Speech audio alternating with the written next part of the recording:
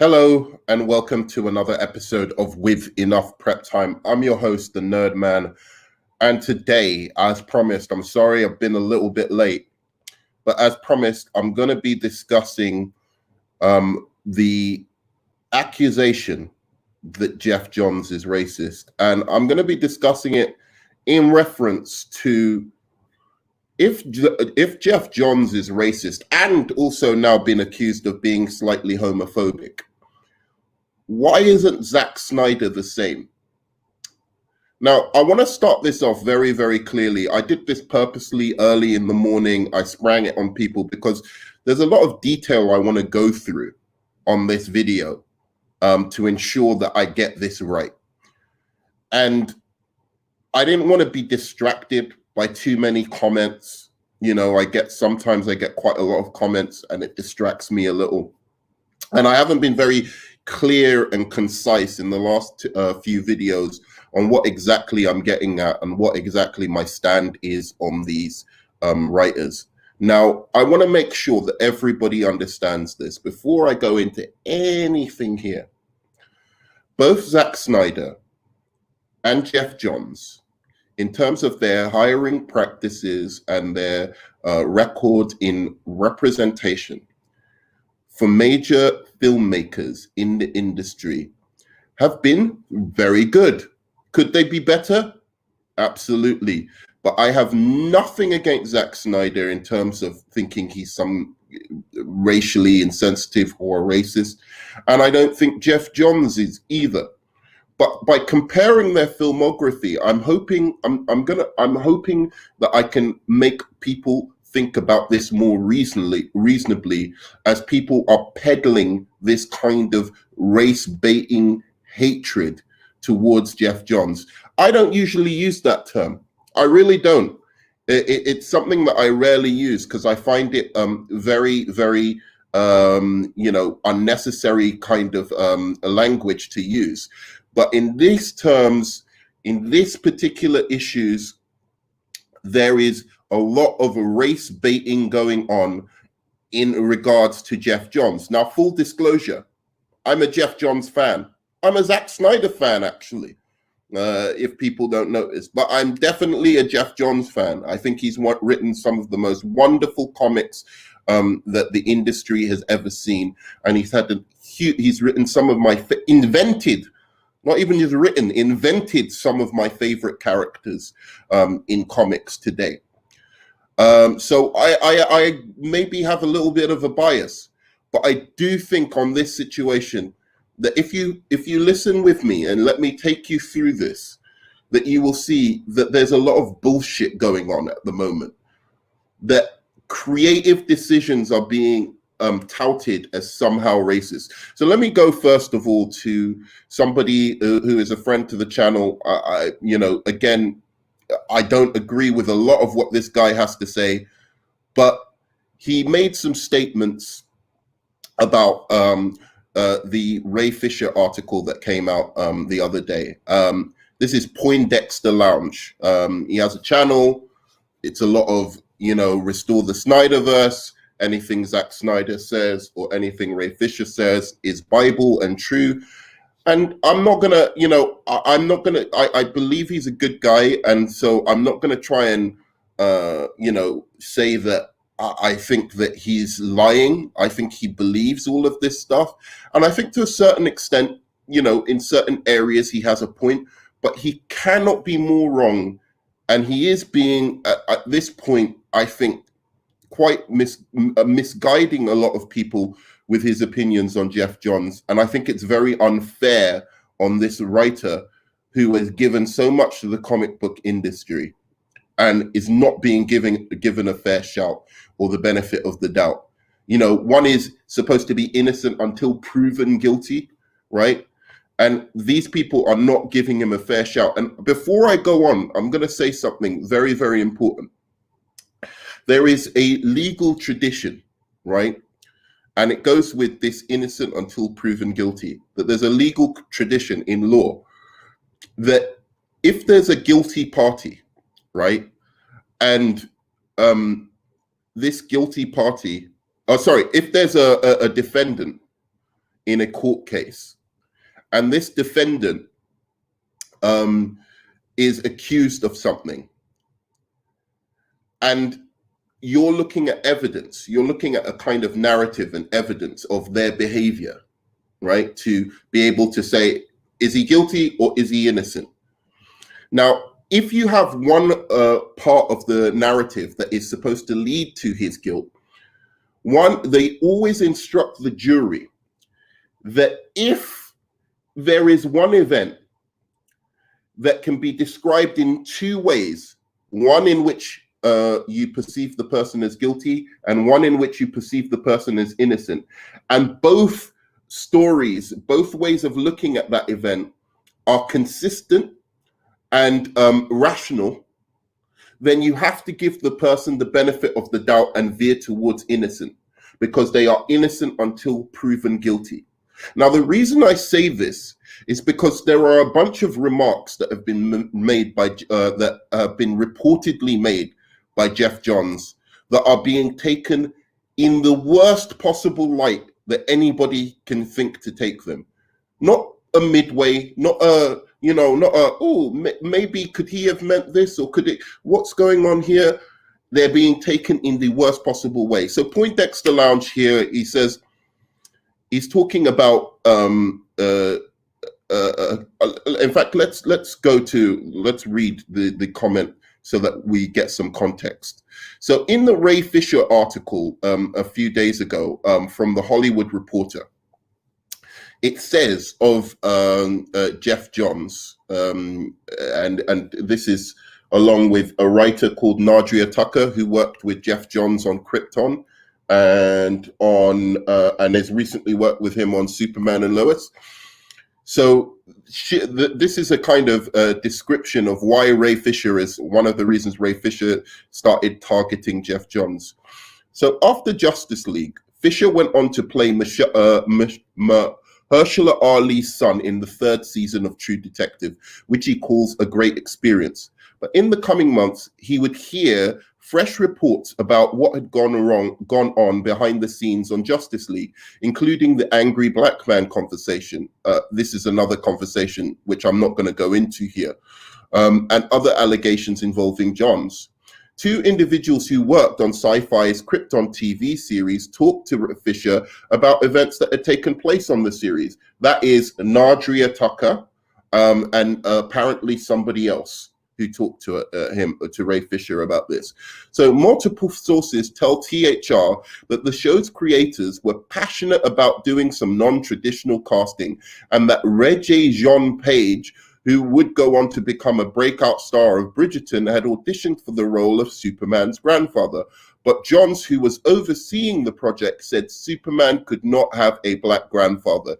The creators also wanted to make one superhero character, Adam Strange, gay or bisexual, but sources say Johns vetoed the idea. And then Geoff Johns' representative goes on to say, Geoff celebrates and supports LGBTQ characters, including Batwoman, who in 2006 was reintroduced as an LGBTQ in a comic book series co-written by Johns, says Johns' rep in an email. Johns also pitched Warner on developing a television show about the first LGBTQ lead DC superhero television series, he adds. As for the role of Superman's grandfather, the rep says Johns believed fans expected the character to look like a young Henry Cavill. I'm going to read this last bit just to make sure that we've got everything covered here. So this is the thing about Nadria Tucker and the hair situation. So there was a hair situation in which there was a continuity problem with a black actress who wanted to change her hair from scene to scene, or had changed her hair from scene to scene. Now, the first thing we have to mention, because we have a great picture of Krypton here, just to see straight off, there was some very, very non-traditional casting on Krypton. It is admitted right here that Geoff Johns was one of the people who oversaw it. He was one of the producers. And guess what? The cast, many, many main characters.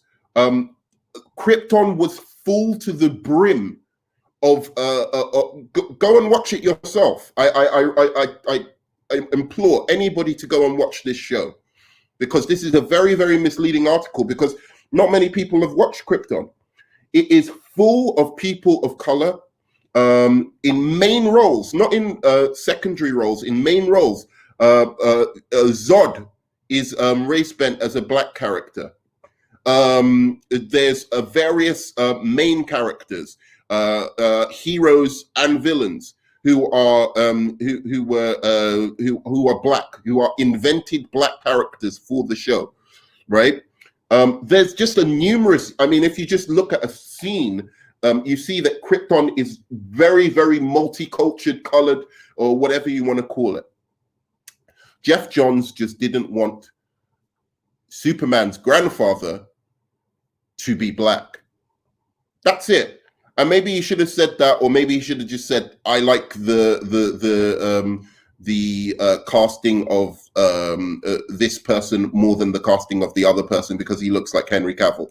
Maybe Geoff Johns needs some, a better. But when they're talking about it in terms of race, then he's obviously going to come at it, from a racial point of view, being open-minded that, if he steps over the line, maybe somebody will correct him and say, "Hey, man, probably you shouldn't say it like that," right?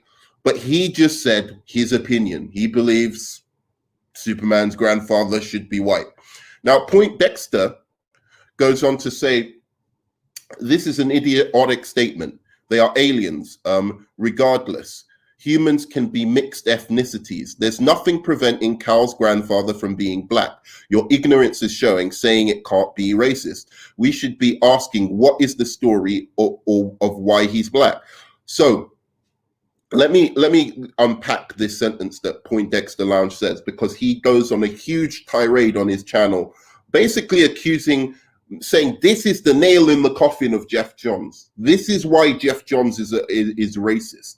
This is exactly precisely the moment that proves Geoff Johns is racist. So he says, so again, this is an idiotic statement. They are aliens. Regardless, humans can be mixed ethnicities. I absolutely agree. There, you can have a black grandparent and have a white grandson. It's very unlikely to happen if you have mixed race blood. But it has happened in past. But unlikely will be that if you have a grandfather who is black, that all of his children are going to come out white, right? So this is the grandfather of Superman, right? So let's say we've got a black grandfather, maybe a white mother, I'm guessing. And we're talking about the human race, human genetics at the moment, right?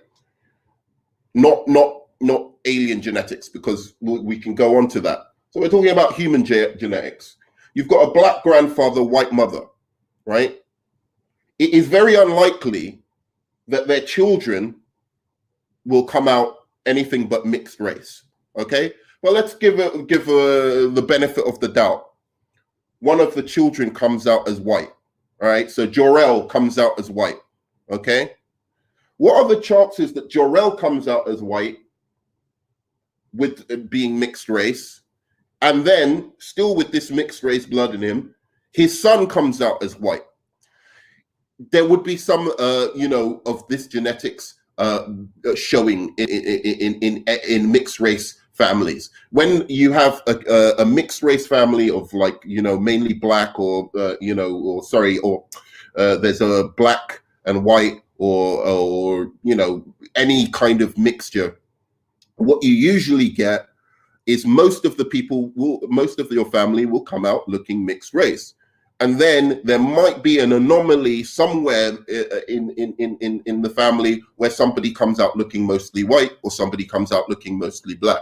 But this is, generally speaking, an anomaly. It's not something that happens regularly. But okay, fine.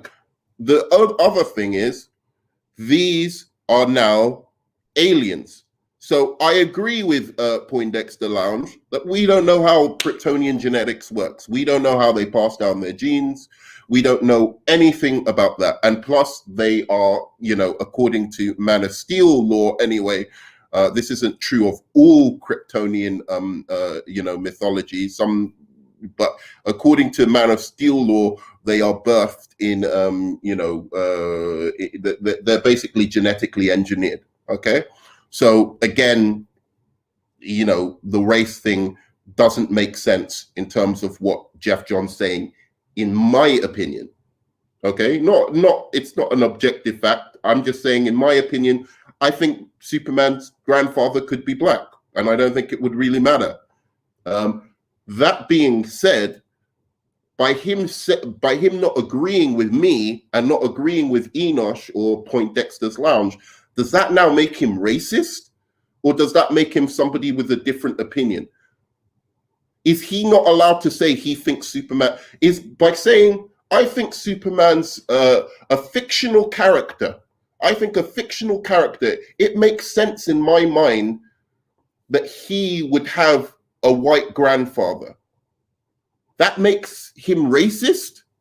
Am I losing the thread here? How does that make somebody racist? Vishal, I agree. I'm serious. I'm super confused to where we go from. I don't think Superman, a classically white character who's been white since his inception in the comic books, and years of lore, seeing his grandparents white, seeing Jor-El white, seeing Pa and Ma Kent white, seeing all of his family white. Suddenly, somebody has the gall, the unmitigated gall to say, hey, you know what? I don't think Superman would have black grandparents. Racist, Ku Klux Klan member. What the fuck? Is that the basis of talking about racism? What the I'm not going to be rude here, but what the fuck does Poindexter's Lounge know about racism? Why is he preaching as if he knows something about racism? He hasn't felt any racism ever in his life. He doesn't know anything about it. That's not racism. That's a dispute. That's a rational and basically a dispute between two parties. And if any one of those parties goes away thinking that conversation is racist, then they're the racists. And I'm saying that if they're black. If you go away thinking, oh, that fucking guy, how dare he say Superman's father is grandfather has to be white, that he's a racist, you're a racist. That's the truth of it. So not only that, but this supposed racist Geoff Johns then goes on to cast in Krypton a hugely multi-racial,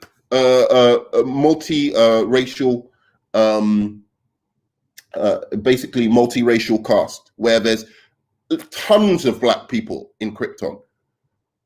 I can't remember if there's Asians and other races, but definitely the cast of Krypton has there's loads of black people in that show, including Zod, including Zod's mother, Zod's grandmother, all main characters, 3 main characters in that show.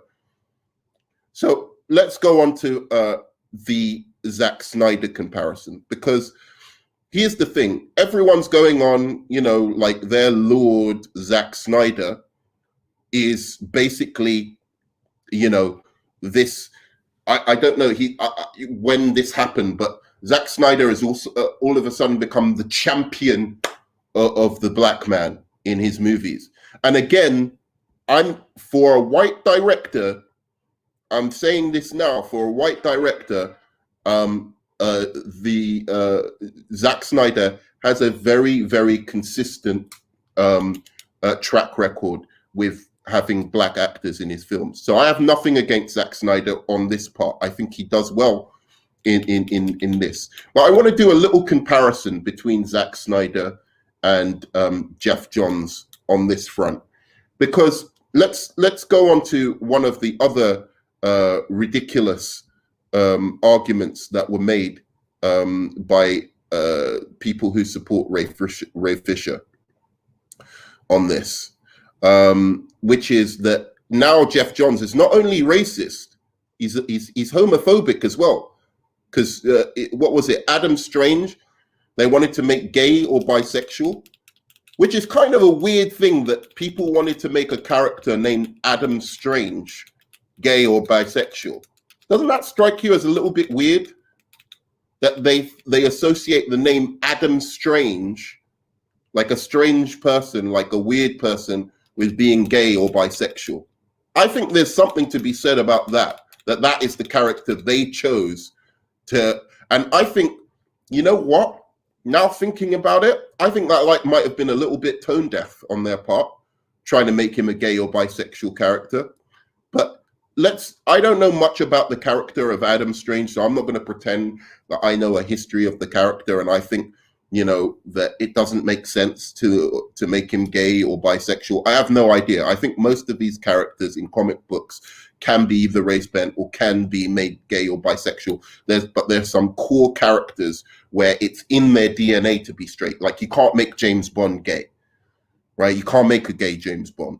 You can't make for me, a black Bond. It's in his DNA. It's written into the character. He's a womanizing, British, like a spy who has to go on all these missions to places where, he has to blend in amongst the wealthy and fabulous of the world, right? So again, I think it's written into James Bond's DNA that he is straight, that he is male, that he is white. I don't think it makes sense to make him gay or bisexual. If you want a gay or bisexual or black person in the James Bond mythos in his story, then you have to invent one, because it can't be James Bond. Okay? So Adam Strange, I have no idea. Maybe he could be gay or bisexual. But I want to say this about Zack Snyder, okay?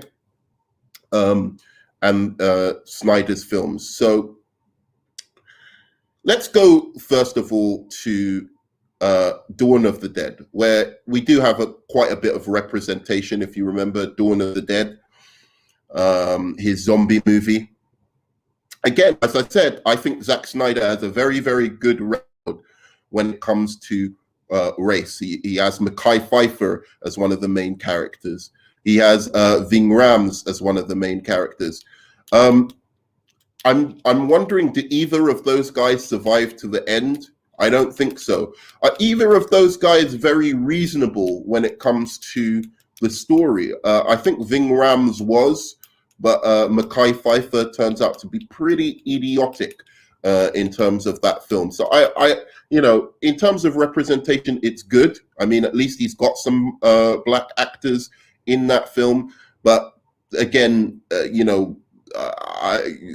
I think that he mainly did that because if you look at the original movie that he based Dawn of the Dead on, there's two black characters in that, and he basically didn't change it. So he just stuck with what you would call the source material, right? So Zack Snyder in Dawn of the Dead sticks with the source material, okay? So you have two black actors here. No gay actors, no gay actors as of yet, or sorry, gay characters as of yet. So let's go on to 300. Right? Main characters, main actors. I haven't watched 300, so people will have to help me out with this.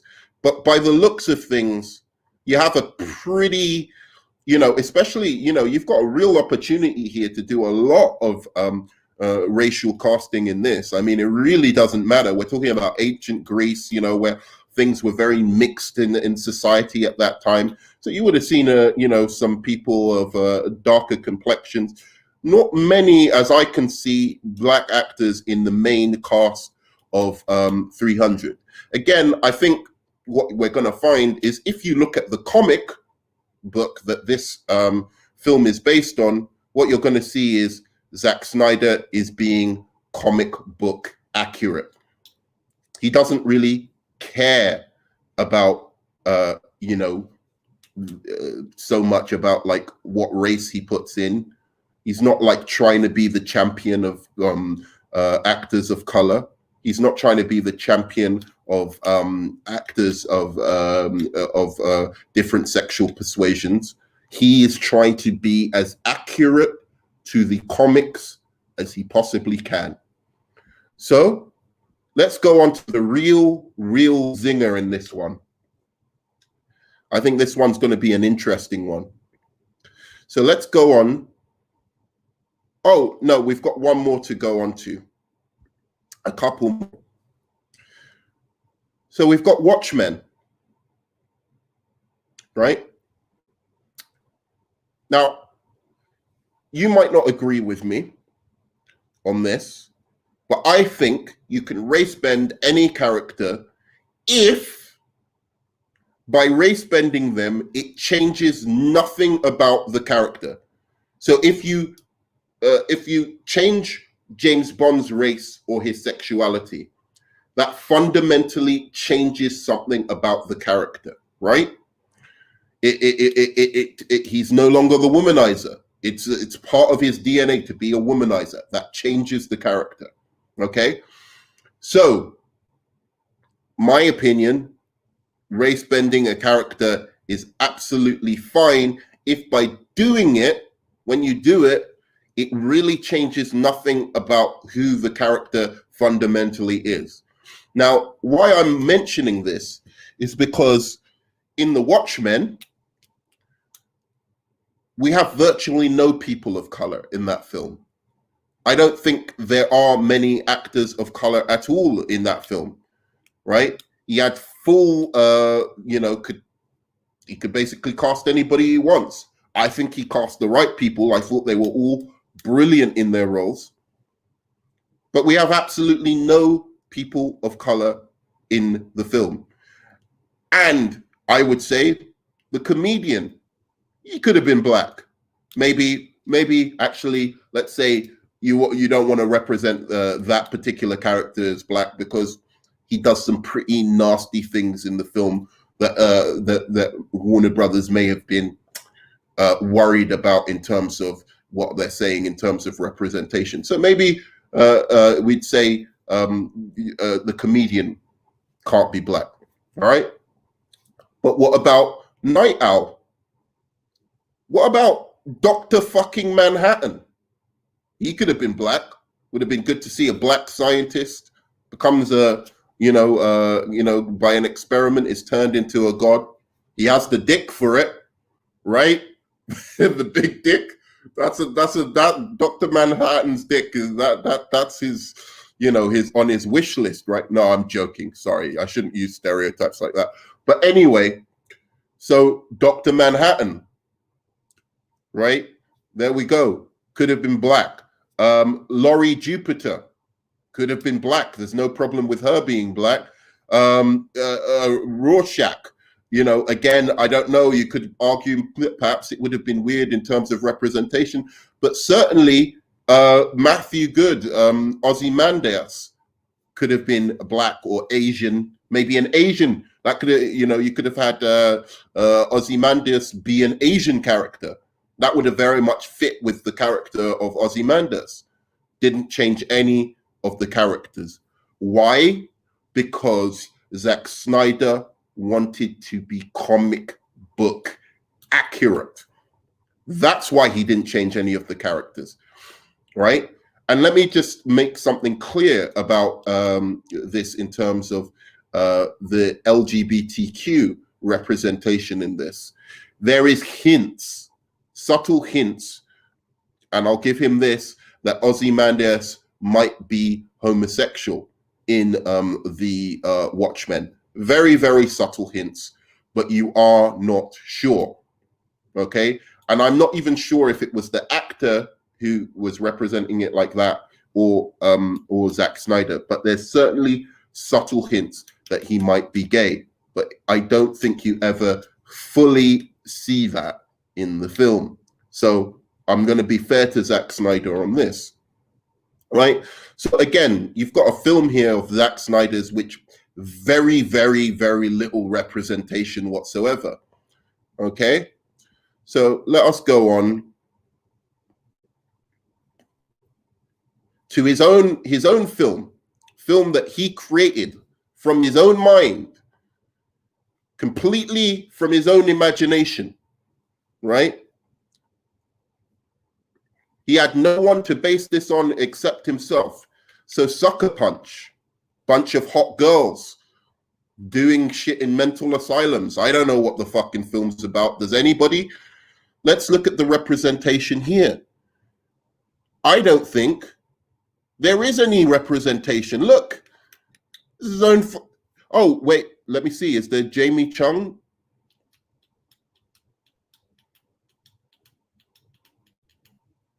Is that an Asian woman? Oh, okay. So there's an Asian woman. All right, fair enough. We've got some representation. I said I don't believe Zack Snyder's very bad on representation at all. I think he's pretty good. We do have Oscar Isaac here as well, so let's give him some credit here. But this is a film really of his own creation, right? And comes completely of his own imagination. He could have as many people of color and as many lesbians and gay people and trans people as he wanted in this film. And we have one Asian and Oscar Isaac, who is Latin American, right? In the main cast. Pretty much all white characters apart from that. Where is this champion of people of color? Where am I seeing this champion of people of color? And we're going to go and compare this with Geoff Johns. And now I want to get to the coup de grace, as one would say. Hi, guys. I wanted to do this before Nerdman. You're speaking to rationality. You need to be a little more emotional and unreasonable. All right, so I wanted to get on before you guys could come in and comment, but hey, just read Chris Terrio's thoughts on Geoff Johns. He even said, John, I was about to read this myself. At this point, Johns just trusts Berlanti, Hamada, and the CW. He asked Berlanti and the CW if Stargirl could retain the same budget and move to the network. Okay, yeah, I know this as well. Man, I think it would be hard to race Ben Ozymandias. I'm not saying they should race Ben Ozymandias. I'm just saying they could. I'm looking and comparing what Geoff Johns has done versus Zack Snyder. I'm not saying that. I'm just saying the opportunity was there if Zack Snyder was this champion of the people of color. All right. Fisher was given a chance after chance to have his role as Cyborg in other movies, even the Flash movie that is about to shoot. He had a role to play in a little, though it may be as little as it may be. Okay. It actually would be difficult to race Ben characters from the Watchmen. Also, Dr. Manhattan is black in HBO's Watchmen, written by Damon Lindelof. Well, there you go. So it isn't hard to race Ben Dr. Manhattan, I don't think. It could have easily been raced then. Ozymandias is a prototypical white, blonde-haired, pretty boy with a narcissistic complex. So I think his look from the comics is the hardest to change. Again, look, please don't get me wrong. I am not suggesting that Zack Snyder should have race bent any of these characters.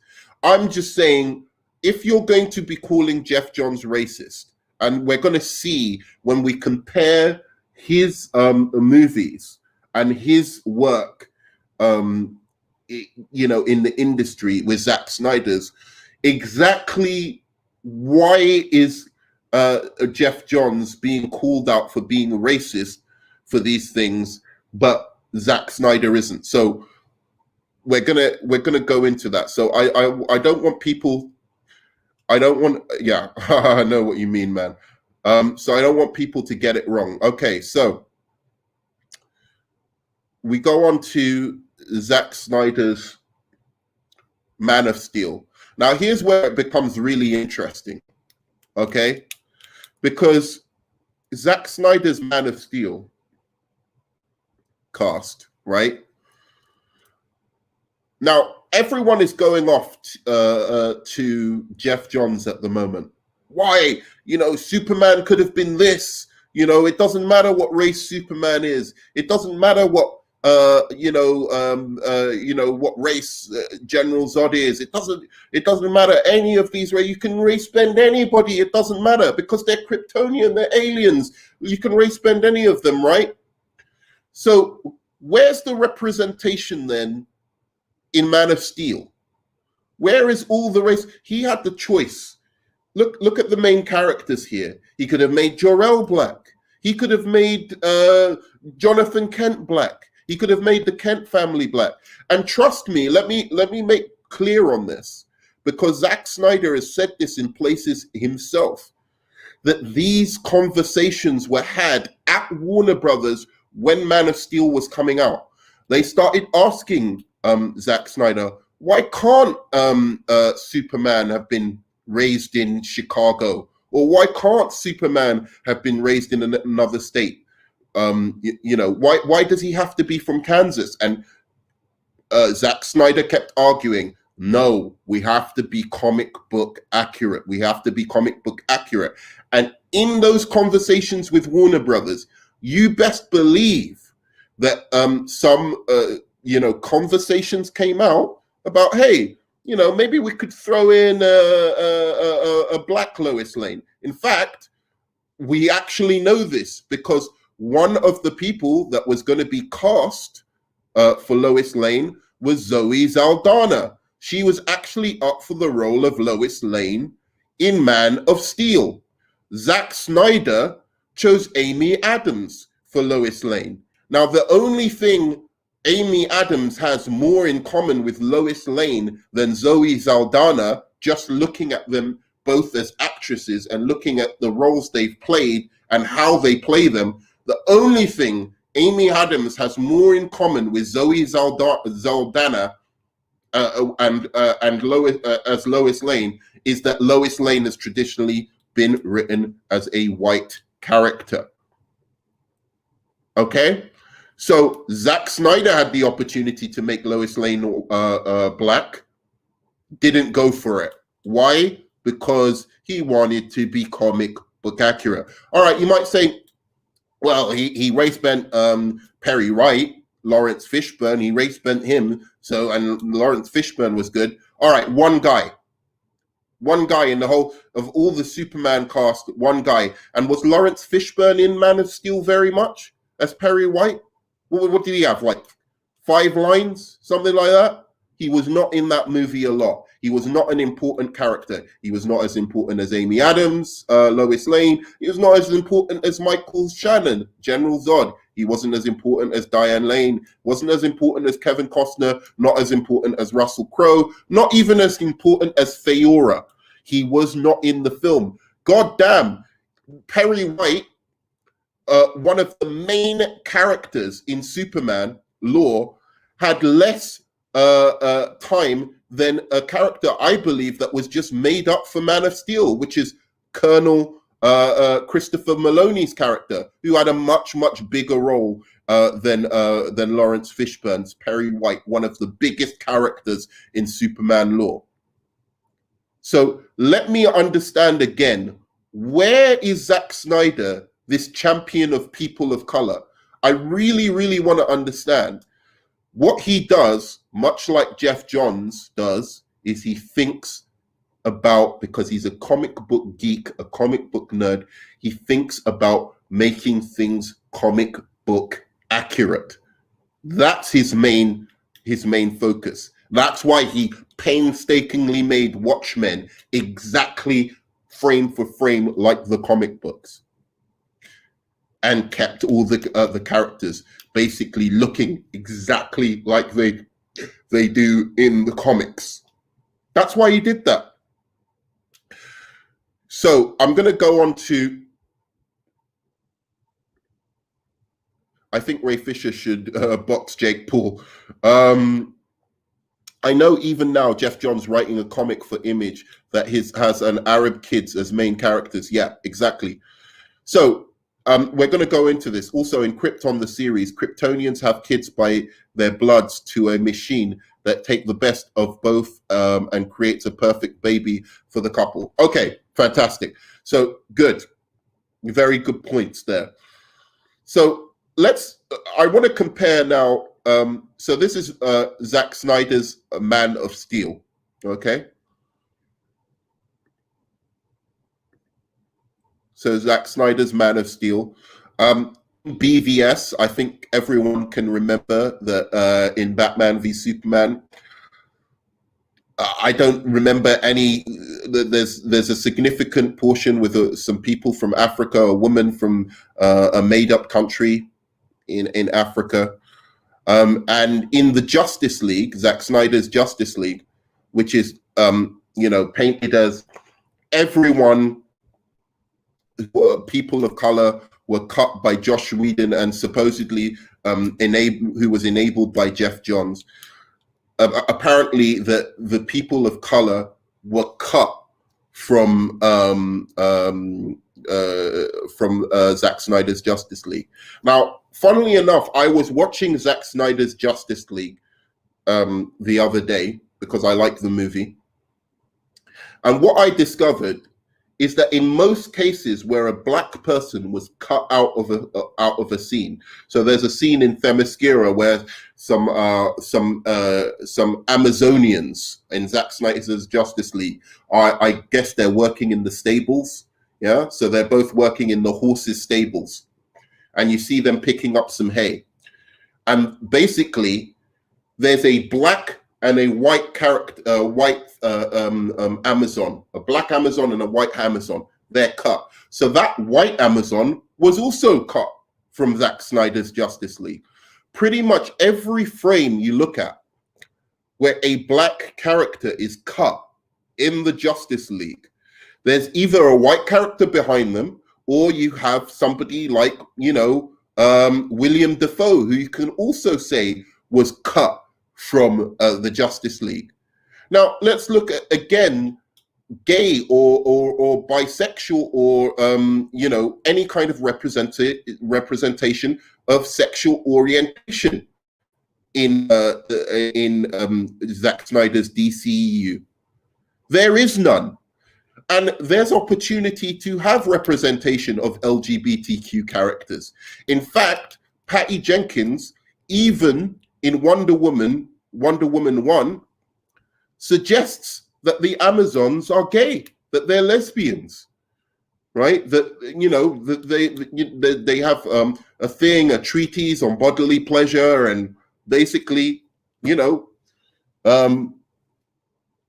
Gadot, Wonder Woman is suggested to be at least bisexual. She goes on to sleep with she goes on to go out with Steve Trevor in the first movie. So Patty Jenkins didn't really have the opportunity to explore that bisexuality. In the second movie, Wonder Woman 84, stupidly, Patty Jenkins brings back Steve Trevor, meaning again, Patty Jenkins didn't have the opportunity to really explore the idea of Wonder Woman being bisexual. I don't know why she didn't. I thought that was a missed opportunity on Patty Jenkins' part. But in Justice League, the opportunity where Zack Snyder has the opportunity to, use Wonder Woman, what does he hint at? He hints at a romance between Batman and Wonder Woman. He wants Wonder Woman to be Batman's little piece on the side, a sex object for Batman. Somebody that, Barry and Cyborg can be discussing, oh, I wonder if she dates younger guys, completely objectifying her, right? Nowhere there does he think, oh, Wonder Woman, there's this whole bisexual thing. Maybe we could actually explore that in Justice League. Who knows? So again, there is opportunity for him, and there's opportunity even outside of the main cast. What about the Amazonians themselves? Why not have any bisexual representation there? At least, Patty Jenkins hinted towards the possibility of that on Themyscira.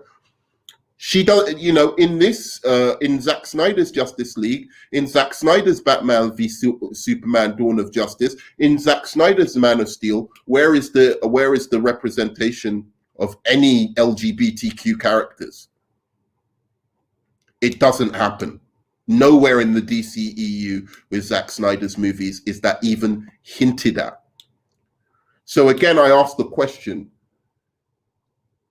Geoff Johns didn't want to make one character an LGBTQ character, right? Adam Strange. But he was pitching an LGBTQ TV show. So if Zack Snyder didn't want to do that, and Geoff Johns they both haven't had much representation of homosexuality or LGBTQ, isn't Zack Snyder just as homophobic, I guess, than Geoff Johns, right?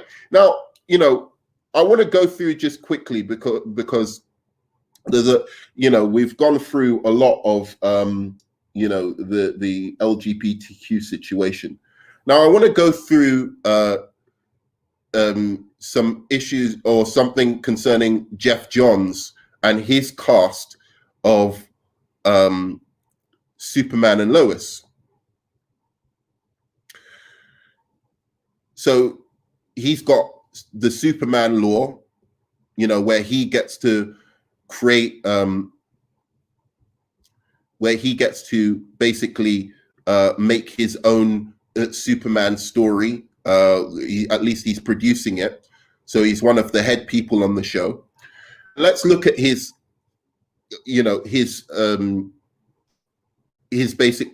record on race so far in Superman and Lois. One of the biggest characters in Superman and Lois is Lex Luthor. Lex Luthor is a genius. Lex Luthor is very tactical. Basically, he was in the same universe as Supergirl, where there's already an existing Lex Luthor. And Geoff Johns and the creators of the show took it upon themselves to say, even though we've got a Lex Luthor already in this universe, we're going to separate this and we're going to make our own Lex Luthor, and he's going to be black. And not only is he going to be black, in the last episode, the big revelation, and I couldn't believe what I was seeing, was Lex Luthor was not only a black Lex Luthor, but he was also married to Lois Lane in an alternate universe in which he full-on kisses Lois Lane. They smooch together. They actually kiss, right? Lex Luthor, the black Lex Luthor and the white as,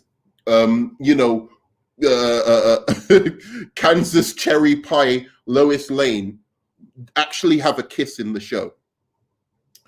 I'm not sure that in any other show in the CW, and maybe somebody can correct me if I'm wrong here, that we've ever seen a black man dating a white woman, essentially, in the show. You've had white men dating black women, but you haven't had it the other way around. So again, there were some concerns that I had at first. We had another black guy dating another mixed race couple in the show as well. That one had some problematic issues to it, but there was another mixed race couple there as well.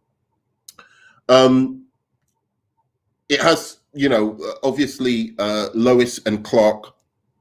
Oh, sorry, Superman and Lois also has a little bit of representation so far. So we've seen some black characters or black, actors and stuff like that in the show as well as an Asian American in that as well. So again, we've got relatively good representation in that. We've already talked about the show Krypton, where you've got very good representation. These are shows that Geoff Johns was the head of.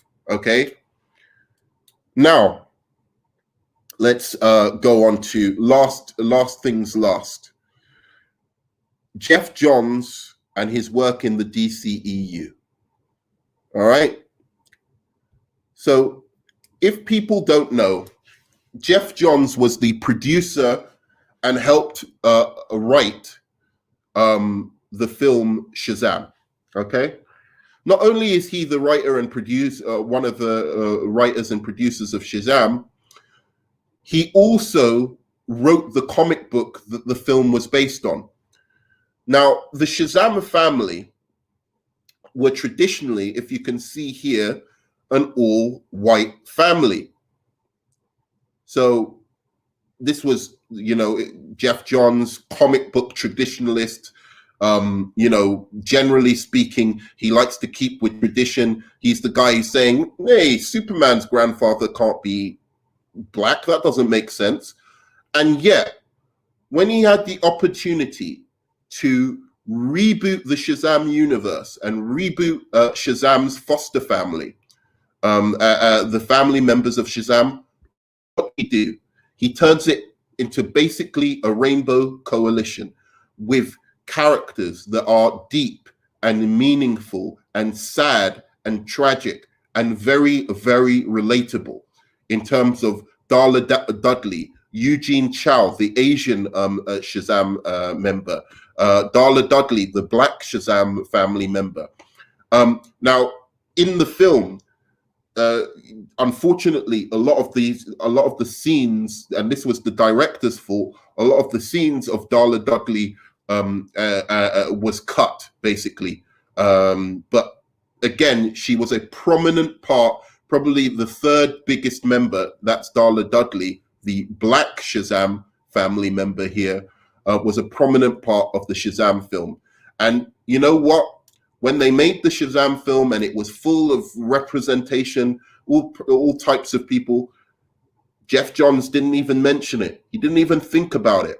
All he did was just present it. Didn't make a big deal out of it. Didn't have it in the advertising campaign. Like, oh, look, we've got a mixed race family. Oh, look how great we are. Look, I want backpats for hiring, black actors and Asian actors and Latin American actors. Didn't do that. He just presented this to us.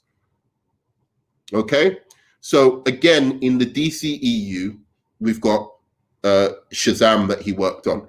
He also worked on Wonder Woman, where you have a Native American character. When do we ever see that in movies? So he worked on Wonder Woman again, Native American character in Wonder Woman.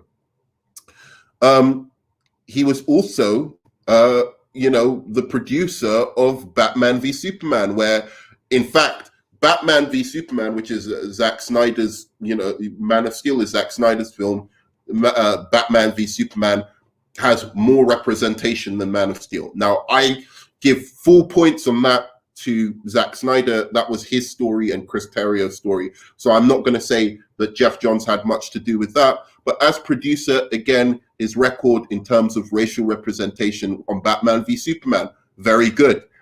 Let's talk about Aquaman.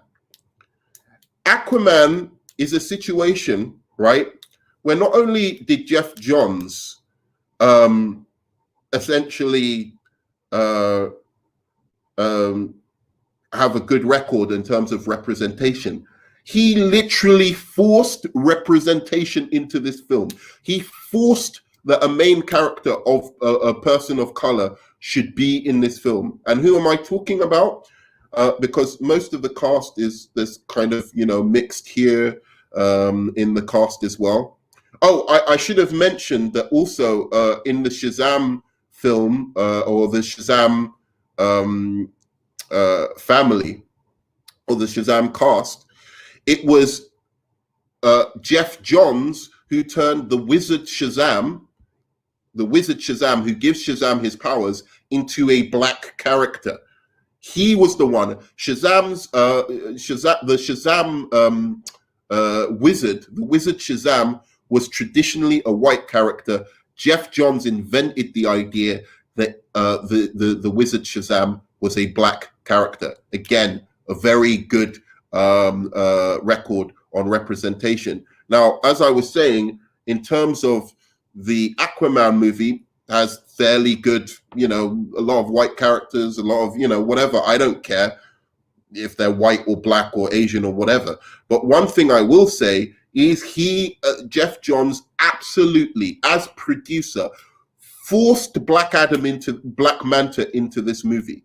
Black Manta, in the original script, which was worked on by James Wan and Zack Snyder, they didn't want Black Manta in the movie.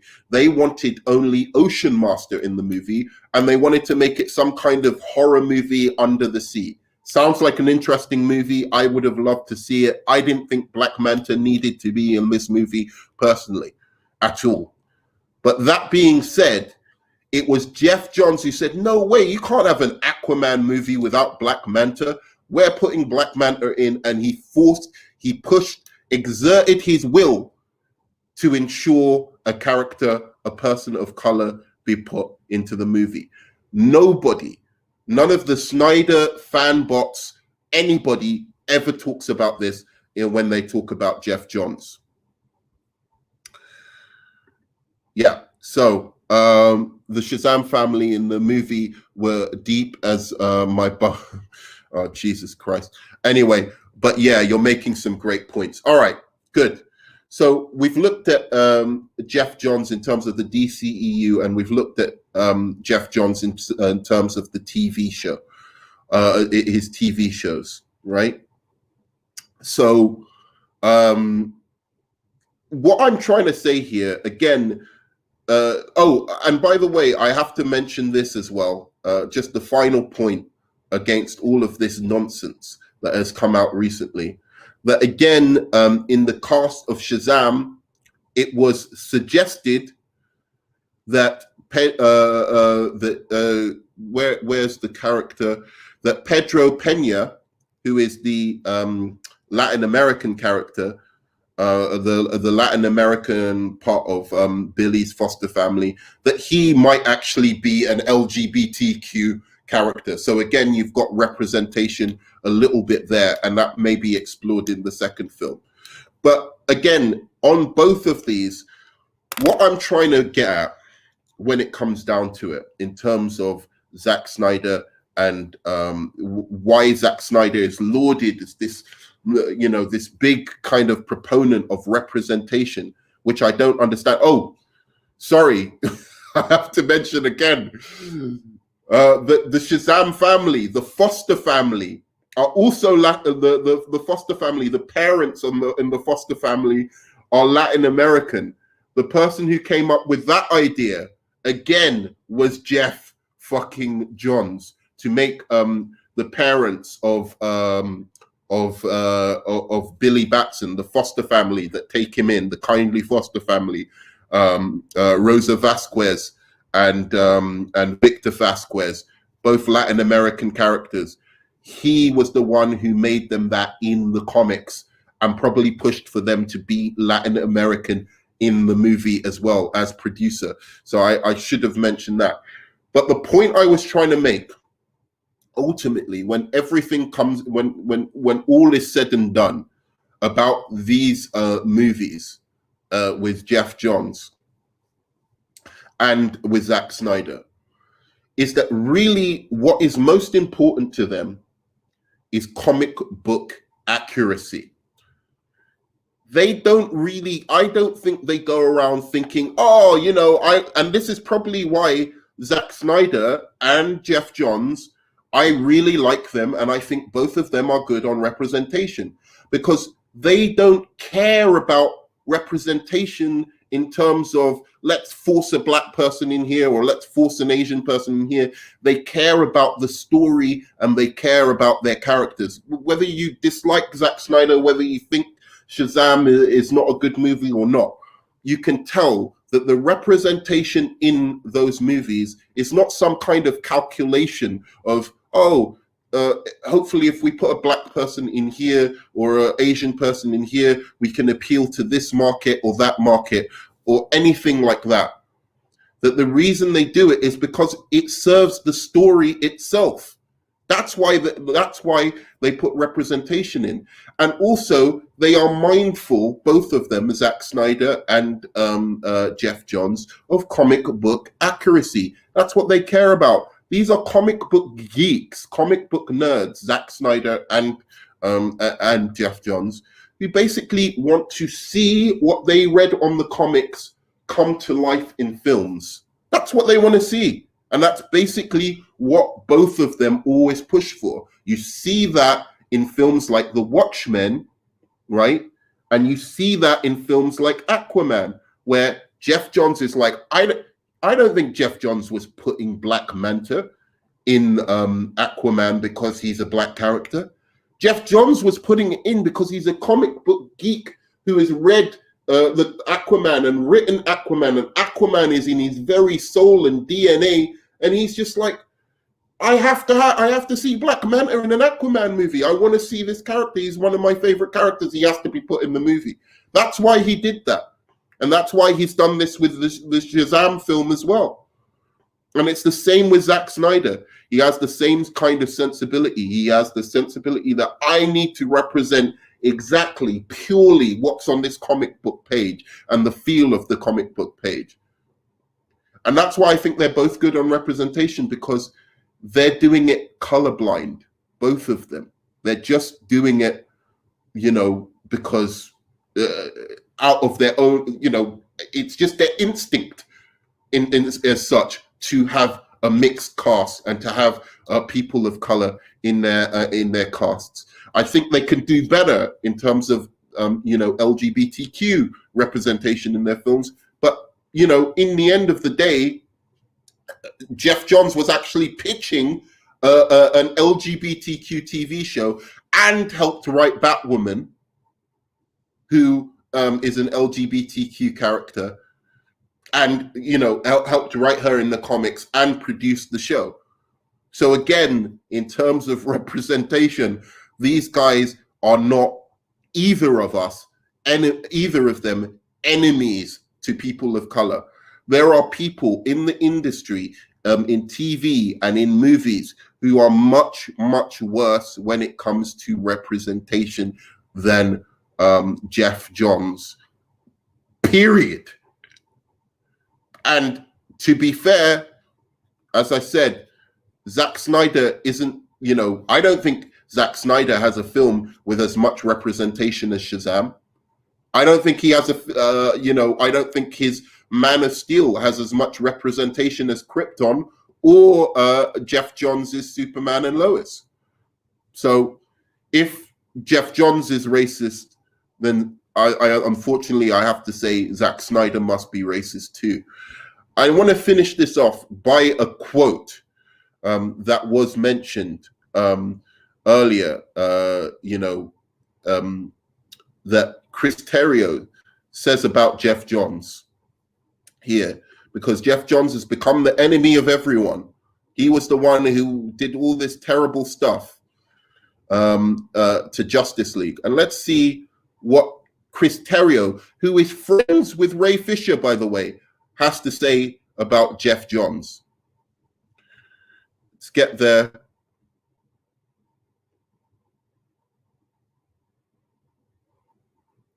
Nuance. Where are you, Geoff Johns?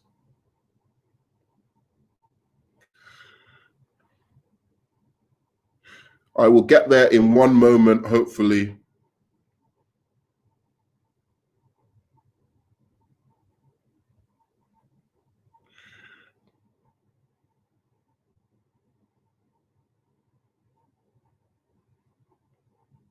All right.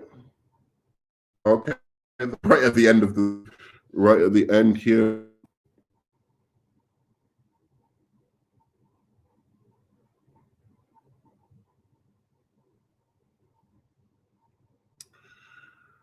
I really want to read this comment before I go.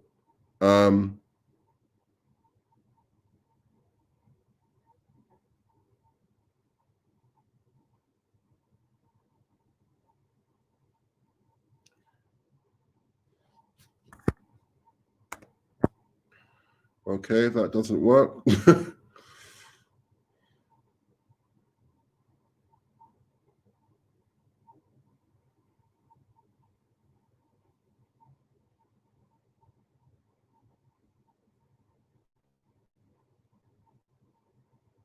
All right, we're going to go one more time through this. I know the quote is here. I had it up.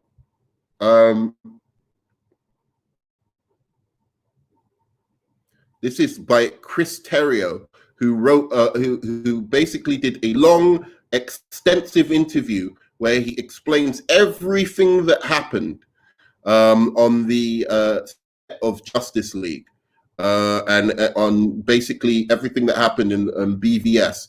And they asked him specifically about Geoff Johns and his relationship with Geoff Johns. And it seems to me that only a bunch of salty people, one writer who was fired from, from Superman and Lois, and Ray Fisher, who's been salty and been really, being as sensitive as he possibly can and willfully interpreting everything in the worst way possible, are the only people who have come out against Geoff Johns. And even by their own admission, being absolutely petty in their own interviews. So again, I'm going to hopefully come across, I don't know where there's a question. Okay.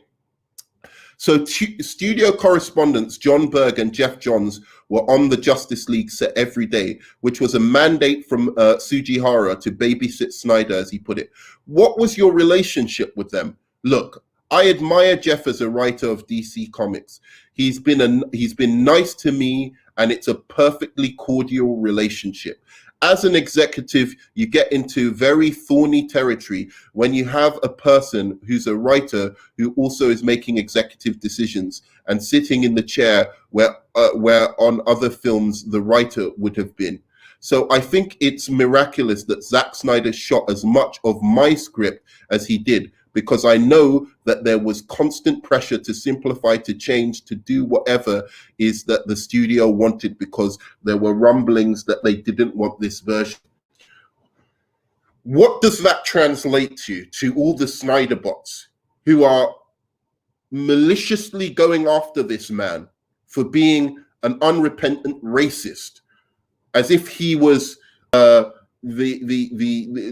member of the Ku Klux Klan, the high fucking chief or whatever they called them of the Ku Klux Klan? What does this say about him? This says not only is Geoff Johns a nice guy and very cordial, but Geoff Johns was the one who allowed Zack Snyder to shoot his script. If Geoff Johns had the power right then, he said, look, Zack, I need you to film it one way and then to film it your way. He could have said, Zack, do not film it your way. Film it the studio's way, period. He let Zack film the script and his film his way. And the reason you've even got the Snyder Cut today is because Geoff Johns allowed it. Geoff Johns was being the nice guy, being cordial, perfectly cordial in his relationship. Okay? So, again, everybody in the comic book community right now owes Geoff Johns, absolutely owes him an apology. So, let's read through these comments before I leave.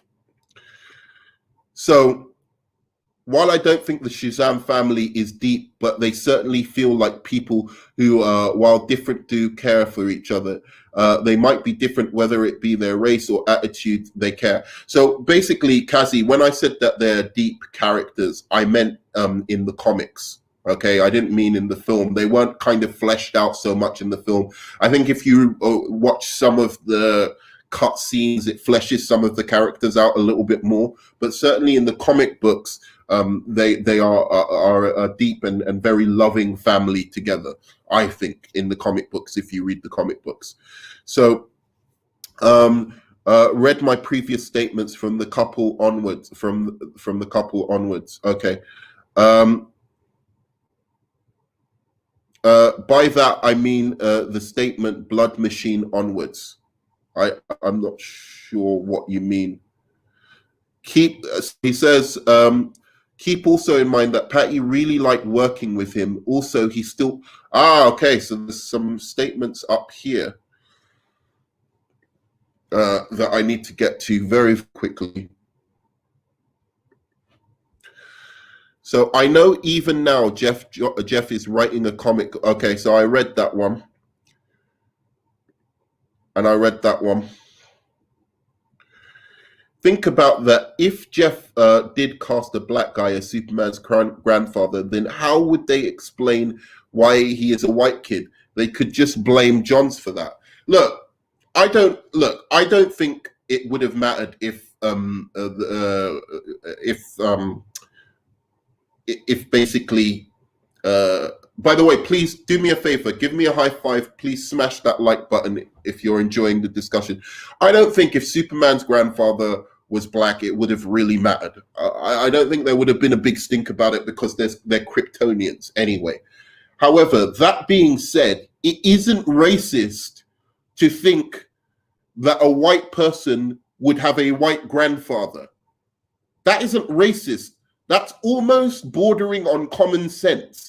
Yes, it is true that in rare occasions, when you have a black or white or Asian grandfather or grandmother or even mother or father, that there are times when the kid just comes out white or he comes out a different color.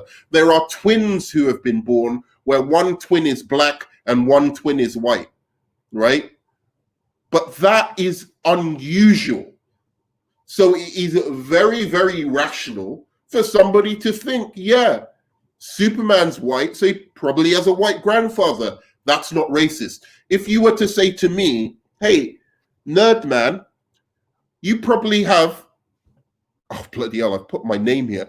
Nerd man, you probably have a black grandfather. You'd be right, and it would be a perfectly rational thing to think. And therefore, if he casts somebody like that, and he's the lead of the show, plus, not only that, he actually casts other people of color in the show in prominent roles, the whole argument's invalidated. It's not racist to think a white person will have a white grandfather, period. Also, if Johns was racist, then why would Patty keep working with him? Keep in mind, Patty really hates Justice League. Then why would she work with the guy who supposedly enabled Josh? True. Very, very true. Keep also in mind, Patty really liked working with him. Also, he's still working on Wonder Woman 3 and the Amazon series with Patty. Again, very, very true. So, that's philosophical pickle being philosophical pickle. I was talking about mainly the comic book characters. They're more deep and rich characters. So again, I'm talking about Shazam family, the Shazam family. So here we go. Somebody being, of course, look at this. You look like I don't know if this guy's a white or black guy, but here we go. I don't know if this is a Snyder fan. So if we were talking about toxic fans, let's, here we go. A little bit of toxicity there. You look like, okay. So there you go. Right. So the real Bubba Army says, hey, thanks very much. Hey, I would recommend seeing HBO's Watchmen. That is a really good series that has some really good commentary on racism and problems that African Americans face. And that's an interesting point because I just want to see something here. Maybe I'm wrong about the Watchmen, but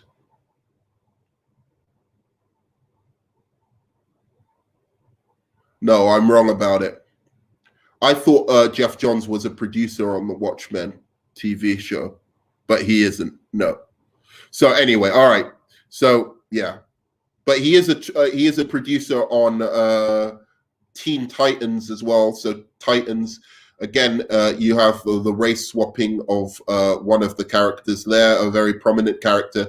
The show got a lot of hate for that, actually, which is the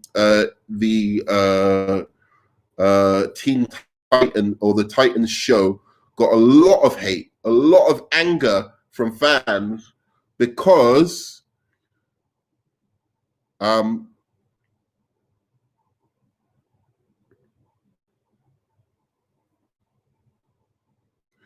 this actress was playing.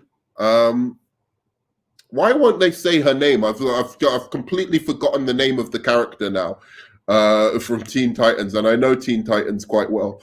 But anyway, Fire. What's her name? Can somebody tell me her name? Anyway, so basically, the show, they race bent this character.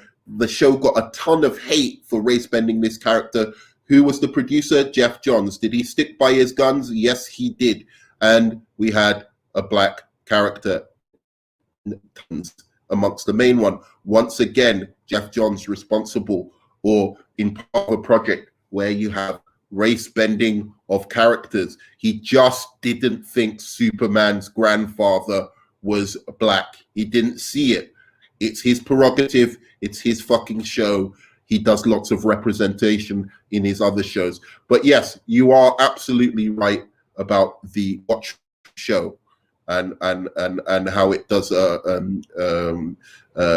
talk. Starfire, yes, exactly. Thanks, Philosophical Pickle. It was Starfire. Basically, he race bent Starfire in his show. And last, I'm going to have to go very soon. So I don't think Terrio came out very well in the interview. He sounded entitled. I haven't read the full thing. I'm still waiting to react to parts of it. But I think he's a good writer, personally. I like him as a writer. I think he gets a little bit of a rough, rep for certain films that he worked on. And I can see why he's angry about the DCEU. He probably had some very big plans for it. And he seemed to have like a good attitude towards Ray Fisher, but I think he spoilt Ray Fisher a bit too much by, being in such creative synergy with him. And, Ray Fisher wasn't prepared for what Hollywood usually is like. Unfortunately, not everyone is going to be Chris Terrio and sit down with you and work on a character and have that attitude of, oh, we have to have this great representation for this first black superhero.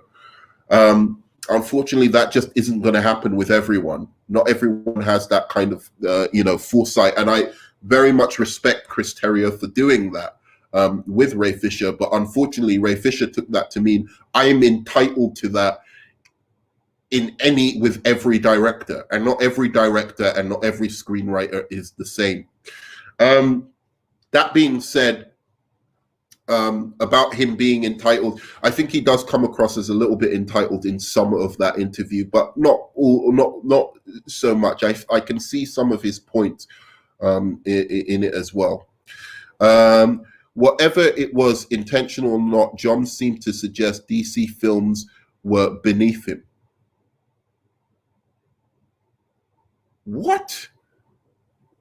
Geoff Johns, the comic book writer who's dedicated his life to DC Comics, thought that DC films were beneath him.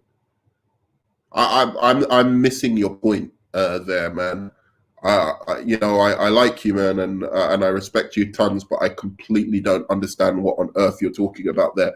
Starfire, and last but not least, also, I think the most problem that Ray has given Hamada, he couldn't sit properly in his new position when he was bombarded with all of this and being called racist enabler, despite that not true. Oh, not John's, Terrio. John seemed to suggest the DC films were beneath him. Oh, Terrio.